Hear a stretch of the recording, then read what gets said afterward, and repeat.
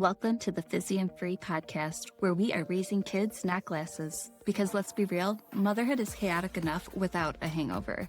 I'm Ashley, a sober mom who's been where you are, and trust me, you are not alone.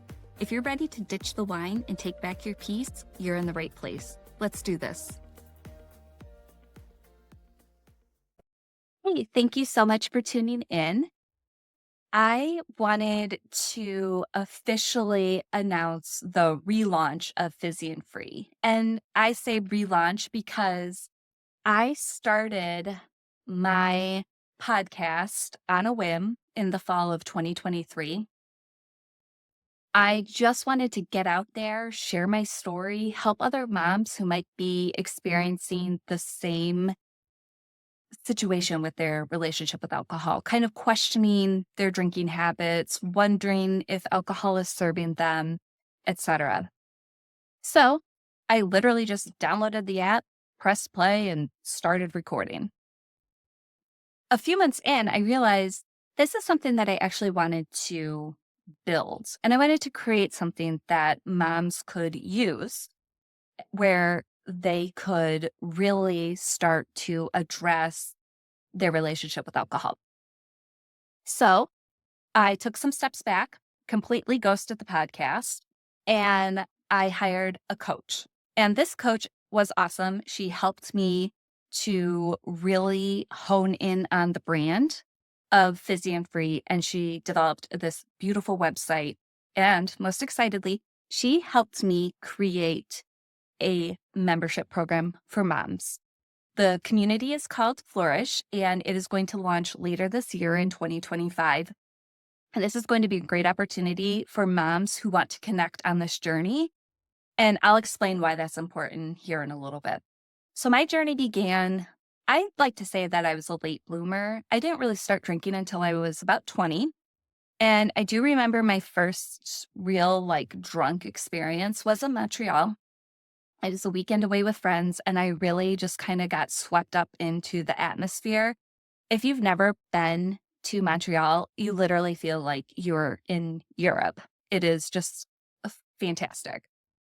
So, long story short, I remember ending my night. I was in tears in the middle of a busy sidewalk because I had drank too much. Funny story now, haha. When I went to college, that was filled with binge drinking, specifically Thursday, Friday, and Saturday. And it was normal because that's what college kids do. Once I graduated college, I really became sophisticated with my drinking. I would go to happy hours with coworkers, and I would start first dates by grabbing drinks. And one of my very first red flags was when I had a drink on a Tuesday night at home. I remember thinking, my friend was visiting from Boston, and I was living at home at the time. And I can't remember whose idea it was, but somebody said, let's make a Captain and Morgan. Let's make a Captain and Diet. That's how long I haven't been drinking. I can't even remember what it's stinking called. So they were like, let's make a Captain and Diet and watch Dancing with the Stars. And so as we're making these drinks, I remember thinking, I'm like, it's Tuesday and we have to go to work tomorrow. But I just kind of went with it. Fast forward several years later, this is 2015, and my husband and I find out that we are expecting our first child. Now, typically, this is a time for excitement and celebration and anticipation. I was filled with dread, and I literally felt like my life was over. It sounds awful, sounds dramatic, and I get it. But I knew that my life as I knew it was going to change forever. I was no longer going to be the center of my world. And I had a really hard time with that. In 2017, we had our second child, and I decided to skip breastfeeding because I had such a difficult time with breastfeeding my first. And I also justified this action because then I could drink again. And Hindsight, looking back at the bump progression pictures, I had this little sign and it had a craving section. And for both pregnancies, it was like, what was I craving? Alcohol. And I'm like, okay, red flag number two.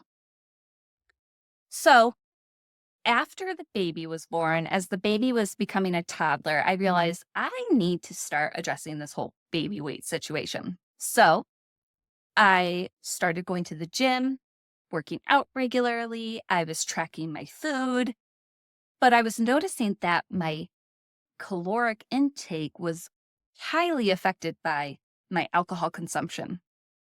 So instead of cutting back like a normal person would do, I decided I'm just going to switch my food calories for my alcohol calories.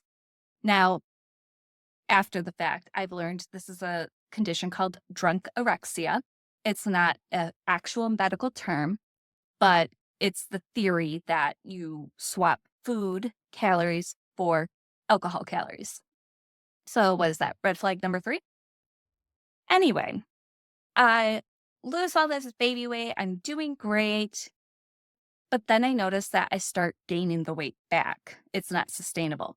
So I hire a registered dietitian. Shout out to Emily. She's fantastic.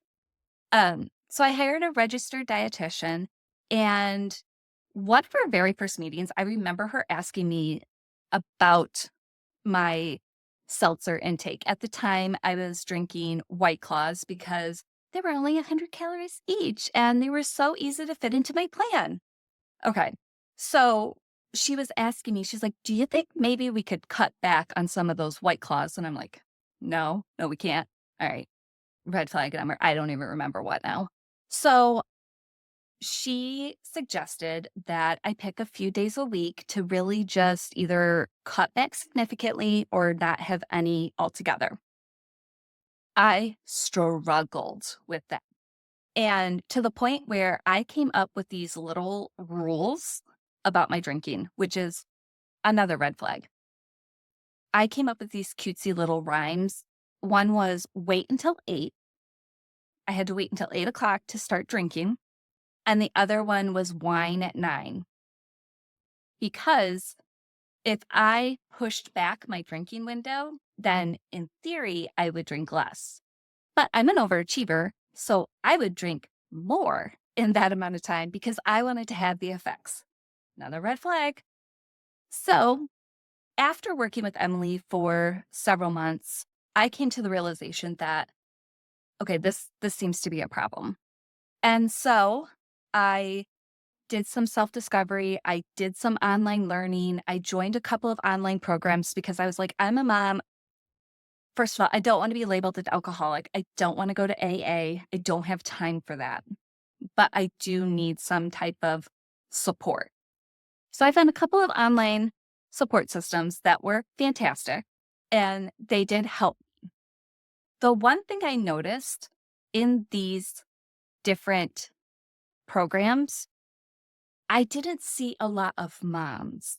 And for me, that was a struggle because I can respect that everybody has challenges in their lives, but there's something about the challenges of motherhood that only another mom can get and understand. So while, yes, there were moms in some of these online programs, their kids were older, or yeah, their kids were older, basically. And their challenges that they experienced during parenthood are vastly different than the challenges we experience now. I did meet a fabulous group of women who are my core four. We call ourselves the Mighty Oaks, so shout out girls. Love you. And that support system has been instrumental in my journey. So I proceeded to not drink for about 2 months. I had my last drink on October 31st, and I went through all of the holidays without a drop of alcohol. It was the beginning of January where I decided I'm going to try moderating. Okay, moderation, it's a lot of work, and we'll talk about that in another episode. But moderating. Okay, I can't moderate crap, all right? I tried to moderate and it turned into a 12-day bender that landed me in the hospital with pancreatitis caused by alcohol use. And that was my very last time drinking, was in January of 2023. And in essence, the doctor put the fear of God in me and said, if you drink again, you're probably going to kill yourself. Noted. Thank you. At the time, my kids were 7 and 5. So they could not really stand to lose a mom at such a young age.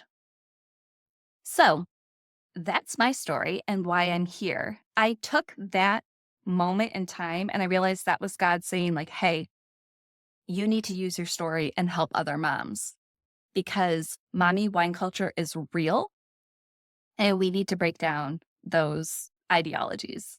And we need to recognize that motherhood is difficult, that social media paints this like glamorous image of motherhood and how wonderful it is. But I think a lot of us carry those deep, dark thoughts and secrets, like the thoughts and secrets I had when I first became pregnant with my first child. We feel shameful about those. So I want to create an environment where we can talk about how difficult motherhood is and how we can swap out alcohol and bring in other healthy coping strategies. So this whole idea is not about just getting rid of alcohol. You get rid of it, you're still going to have that void. Whether you're bored, whether it's the monotonous cycle of motherhood, whether you're stressed, whether you are depressed, like you're still going to have that void. So we need to find something to fill that void. And that is what we're going to do here at Fizzy and Free. So the main point in all of this is that I want you to know that you are not alone. Okay. So whether you are sober curious, if you are looking to quit 100%, or whether you are just questioning whether your relationship with alcohol is healthy or not, you are in the right place. Okay. This is a judgment-free space. This is no shame, just real talk. I mean, hello. I just told you that when I got pregnant for the first time, I thought my life was ending. So no judgment. Okay. And that is because I've been where you are. And the fact that you are here is something worth celebrating. So thank you so much for tuning in. Please like, subscribe, rate, and review the podcast so that I can help other moms really find my message so that we can all get through this together. Also, I've created a free 3-day video series to help you break the day one cycle. So if you find yourself over and over and over again with starting day one, sign up for the free 3-day video series. I'll put the link in the comments and give it a shot and see what happens. All right. In the next episode, I'm going to talk about mommy wine culture and how that can be extremely difficult to break free. See you in the next episode. The Fizzy and Free podcast is for informational and personal growth purposes only. I am not a doctor, therapist, or medical professional. The information in this podcast is not intended to diagnose, treat, or replace professional medical advice. If you have concerns about your health, mental well-being, or substance use, please consult a qualified healthcare provider.